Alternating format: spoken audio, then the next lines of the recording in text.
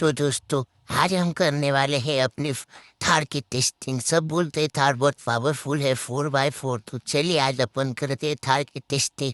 तो जल्दी से अपन स्टार्ट कर देते हैं। तो चलिए दोस्तों, मैं गाड़ी में बैठ चुका हूँ। अभी गाड़ी को स्टार्ट करके निकल जाते हैं अपन।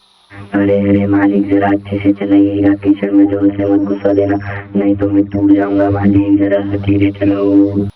अरे मेरी प्यारी थार, में तो तुझको अच्छे से ही चलाता हूँ, पर तू अच्छे से नहीं चलती है ना।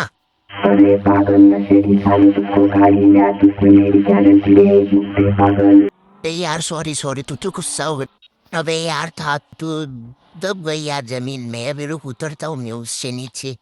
अरे यार, बहुत तू तो बहुत गंदे फंस गई। देखो गाइस, आप भी थार मत लो, मुझको पसंद नहीं आती। देखो फंस गई।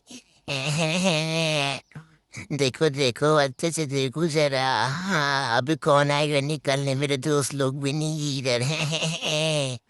अरे रे रे। अरे पागल, तूने 4x4 नहीं लगाया है, तूने बस 2x2 लगाया। मेरे अभी जल्दी 4x4 कर ले। अरे हाँ। कर दिया रे। ये मेरी प्यारी तार, नन्ही मुन्नी, वाह भाई वाह, भी थारी ले लो।